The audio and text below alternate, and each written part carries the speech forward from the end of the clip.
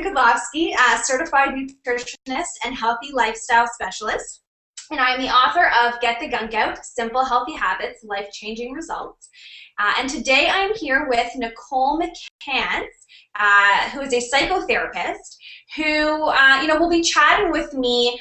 We're really here to just provide some valuable content that you can sort of apply into your life today, that will sort of help you on your journey towards healthy and optimal living. Okay, so for today, basically, I want to just give a brief overview of what we're going to talk about, share some insights onto the concepts behind this book right here.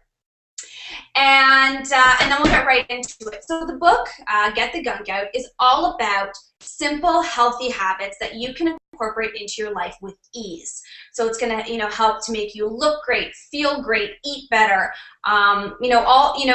Simple things that you can do on a daily basis that won't seem like an overwhelming lifestyle change in one day. There's simple things that you can do on a day-to-day basis. What we're going to focus on mostly today, because of your area of expertise, being a mental health specialist, is we're going to focus on the sort of the get the gunk out of your life aspect of the book. And in that, we talk a lot about stress management, mental health, checking in with yourself, coping with anxiety and depression, and and that sort of side of things. And so I kind of want to just jump right into it. Yeah, and if I could just jump in, I'm very happy. I actually love the title of the book, Get the Gunk Out, because it can mean anything. For some of my clients, I do marriage counseling as well, and sometimes even at work, there's gunk can be people, or toxic negative energy that, a lot of my clients, they're trying to be happy, but there's gunk in their life that if they removed it, it would make a huge difference in their mood. So I think your tips are really, really great and can help a lot of people. Oh, thank you. Yeah, and that's sort of the thing, right?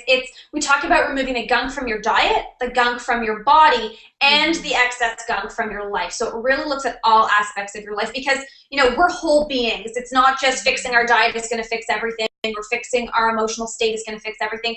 It's the whole package. And so yeah, it is essentially just removing that gunk from your life, opening up and allowing that space that was once filled with the gunk to make room for other amazing things. And so, some simple tips that we can share right now with the people watching. I want to first touch on, very briefly, but how stress actually affects our health, and how it's more than just, an emotion that you feel, that it actually has a physical effect on our health. So, why don't you go ahead and sort of explain that process? Absolutely. So, as you know, my book, 52 Ways to Beat Depression, naturally very similar to yours, except focused on depression. So stress, it's interesting. A lot of people think that stress, like a trauma, can be the most devastating, but research shows that the absolute most devastating to your health and your mental health, your well-being, is the chronic stress. It's like going to a job every day that you don't like. It's being in a marriage that you don't like, or having toxic friends that are just still around, right? So it's not always about this major trauma, but it's this chronic stress. And I notice what happens is it often starts with feeling tired. And we're so busy that we don't notice. So we still plow through our lives and we're feeling tired and we don't really know. But eventually what happens is our body says, okay, if you're not listening, then I'm not just going to be tired, but I'm going to show other symptoms of illness, teeth grinding, muscle tension. So there's a definite combination of this whole mind-body situation. Yeah, and the one thing, I don't know, I know that you read the book, and in the beginning of the book, and in the preface of the book, I talk a little bit about my story. And my story stems from having severe anxiety, chronic fatigue, and severe adrenal fatigue. And it all started from just being overwhelmed with so many things going on in my life at the time. And I didn't even realize how stress was affecting me. I thought, okay, I'm stressed, and I would go see doctor after doctor after doctor, and they would say, you're stressed, relax, here's some medication, you'll be fine, it's just stress. And no one really looked into, at least for me, how it was affecting my body. It affected my whole life, to the point where I was bedridden for months at a time. Confined to my own house because I was afraid to go out, and the fear of having a panic attack, or the fear of all of these things happening. And so it all stemmed from that long-term unmanaged stress, and it really, really took a toll. And that's sort of how I got into the field in the first place, and trying to make those healthy changes. And now, after getting the gunk out of my life, after making those healthy diet changes, healthy lifestyle changes, I mean, I'm a completely different person. So Yeah, I can see that. And I'm hoping people read your book now when they're like 70% burnt out and they can make the changes now so they're not bedridden. And unfortunately, being human beings that we are, it often takes us like a major crisis to actually wake up. And what I love about your book is they can wake up now and not when they're in crisis. exactly, and that's my whole mission, is to encourage people and educate to make those choices now, so that you don't have to get to where I was at and take much longer to sort of reverse that process and get back to where you want to be. So some simple things that people can do right now to get started today. They don't even have to wait. Some simple things that they can do. I mean, I'm going to throw one out and we'll kind of just share them back and forth. One thing that is so super important and that's often overlooked is proper sleep. When we don't sleep adequately, when we're sleeping 3, 4, 5 hours, we're not having that restful, restorative sleep, our body is not able to restore itself. And what happens is, we have those patterns of stress. We're not sleeping well, so we wake up more tired and more stressed, and it kind of just becomes this vicious cycle, right? And our bodies actually sleep. They're designed to sleep in complete darkness, and they're designed to sleep at a specific time of day. So getting to sleep between 10 p.m. and 6 a.m. is sort of a better, more restorative sleep than getting to bed, let's say, at 2 a.m. and sleeping till 9 or 10 a.m., right? Right. And I find that the biggest thing for people is that I have so many clients who are insomniac. So insomniac means that I go to bed and I lay there and nothing happens, like there's no sleep to be had. And a lot of people get to the point that they actually dread trying to sleep because it's such a frustrating process, right? And I love one of the tips you shared before we started recording around, and I talk about this as well, I believe in this, it's getting the gunk out before you try to rest. So there's so much information, or not even information, there's stress ping-ponging in your head, and it's important to let it all out, like on paper, because your subconscious mind knows that, okay, I can worry about that later. Letting it out and then trying to rest, you will be able to sleep, because again, it won't be something that you're thinking you have to do tomorrow because you've already released it. Exactly, and it's called, part one chapter in the book, we talk all about stress and stress management, and one of the tips is letting things go and writing them down. And it's such an effective, it's those simple things that seem like, oh yeah, I'll get to that, what could that really do for me? But it's those simple habits that really have those life-changing effects. You get things off of your mind. You don't sometimes realize when you're trying to fall asleep all the ruminating thoughts that are happening. You kind of just let them come in, and they prevent you from falling asleep. And if you get them off your mind, you have a notepad beside your bed. I do it all the time. And you get them off your chest, you get them off your mind, you're able to sleep, and you wake up the next morning and you sort of deal with them accordingly, but at least they're not sort of lingering in your mind all night. Exactly. So something for somebody to do tonight is get a pad, or get even a notepad, put it by your bed so you'll remember. So often we know the habits of what to do, but we forget. It's like, oh, I forgot to take my lemon water. I know I should take lemon water in the morning, but I forgot it again. So taking the pad of paper, sometimes I'll put it on my pillow, so I have to hit it with my head before I go to sleep, right? So that's number one. Part of it is doing it, but the other part is remembering in our busy life to actually do it. Exactly. So that's one simple thing you can do right now. Get a pad of paper, write down your thoughts, get them off your mind, and get some better quality sleep. Try to get to bed. Get into bed at 9:30. Try it. It seems early. There's lots of things going on. You don't want to miss out in the world.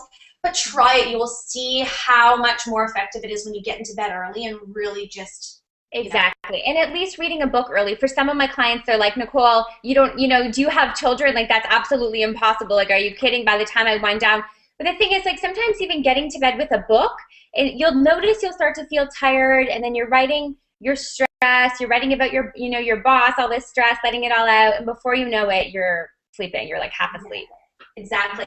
So that's one simple thing that we can do right now. Another thing that I wanted to talk about was, sort of two things that you can incorporate into your life that are actually going to help your systems function better. So a lot of the time, stress comes from, or anxiety, depression comes from a deficiency in magnesium, which is an essential mineral that we need in our bodies.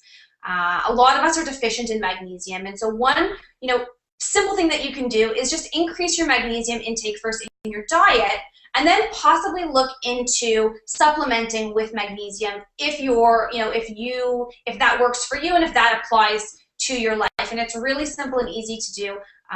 In the book, it talks about all the different types of foods that you can incorporate into your diet that are magnesium rich. And then again, if you, chose to supplement with extra magnesium, how you can go and do that and what those, recommended doses are. Perfect. And a lot of people don't know that. So I think that's a really wonderful tip, and realizing like, okay, what can I put in my lunch today that was rich in magnesium that might make a difference? Yeah, so I'll throw out 3 things. So bananas, almonds, and spinach, green veggies. So if you can just start incorporating, have an extra banana in the morning, have a handful of almonds throughout the day. Those are some magnesium-rich foods. And again, it's, that's a start. That will, sort of start you on your way. But just, choosing 1 or 2 items that are, rich in magnesium to help increase your intake and your levels would be a good idea. And the next thing would be B vitamins. So the B vitamins are essential for our stress. And again, the book talks all about that. But, just very briefly, the B5 are anti-stress vitamins. B6 are the vitamins that help to increase our levels of serotonin, which is that feel-good chemical. So we need, our B vitamins really to help with our stress levels. And so again, oats are a great source of B vitamins. Almonds, again, are a great source of B vitamins, and again, supplementing. I don't want to give the recommendations, because they really vary person to person based on what your needs are. Right. But, but almonds is that with almonds, I keep them in my purse always. So because the thing is, I find with most people, you're going to snack on a sugary item or grab a second cup of coffee if you don't have something with you that's healthy. So I have almonds and I'm eating them. Like, they're just in my purse for emergencies. And a little did I know they have vitamin B and magnesium, so that's really great. Exactly. And so, it's just, it's these simple things. And it gets me so excited because I'm like, this is so simple. Just throw it into your lunch, throw it into your purse. And it's really going to help make those significant differences. Instead of reaching in the afternoon for a chocolate bar to give you that pick-me-up because you're so tired, or you reach for your coffee, which is more dehydrating than having the cup of coffee in the first place. Reaching for some almonds or some, some trail mix is that better option. And it's so simple. One thing that I really want to talk about is letting things go. And I know we talked about writing things down before bed, which is going to help contribute to a little bit better sleep.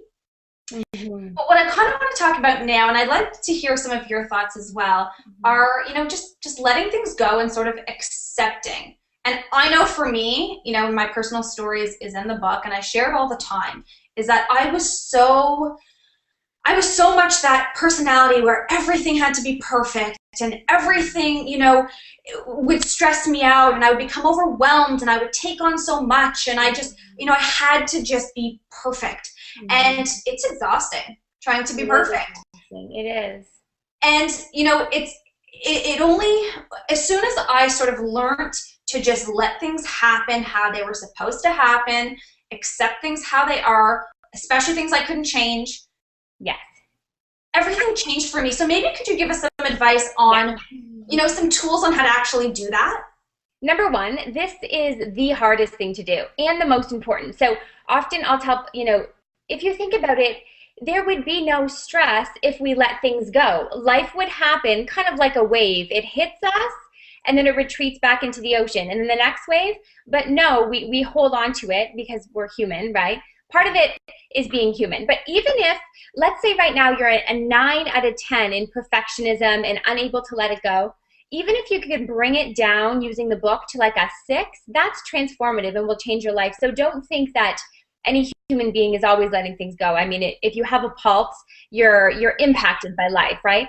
The biggest thing is looking at it differently. So if I'm thinking that my house needs to be perfect when I have people over, for example, that comes from childhood a lot of the time. I learned that I have to be perfect. So in order to let that go, because it is quite exhausting, I need to look at the situation differently. Because if I change my perception, then I let go of the old one. See, our mind works very well when we fill it with something new, because often when there's a void, it's really difficult for us, right? So I often ask my clients, well, is that realistic? Because the interesting thing is with a clean house, often people don't even notice. You've been scrubbing the floors for hours, and meanwhile, would they really notice if the laundry bin was still out? Like, just asking yourself and trying to shift your perspective, and then notice how happy you are, the difference in your mood once your perception is shifted. It's unreal. Okay, that's great advice.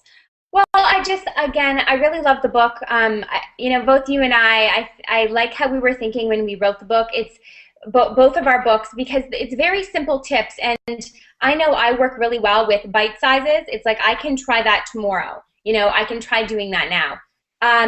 With people who aren't motivated, again, I would say get the book, try a couple of things, and you will start to get your motivation back, start to feel less exhausted, and then you'll be able to incorporate more and more. And then people will start noticing. It's amazing. Like once the gunk is out, you actually start attracting a whole different quality of people and circumstances into your life. Perfect. Great. So thank you so much, Nicole, for being here, for sharing your amazing wisdom with us and your great tips. And so, if you're interested in the book, you can check out ShannonKadlovski.com. All the information that you need to know is there. The book is available June 11th. And between June 11th and June 13th, we're actually having an amazing book launch bonus. So we're offering anyone who purchases their copy of Get the Gunk Out through Amazon between June 11th and June 13th. You'll receive amazing special savings from some of my favorite health and wellness products. You'll receive, as well as amazing bonus gifts from some industry leaders. So everything from ebooks, e-courses. You're going to receive some amazing gifts from some top industry leaders. So check out the book, check out ShannonKadlovski.com, and look forward to getting the gunk out with you. Thanks, Nicole. Thanks, Shannon. Thanks so much. It was really fun. Okay, thanks for being here. Okay, bye. Take care. Bye.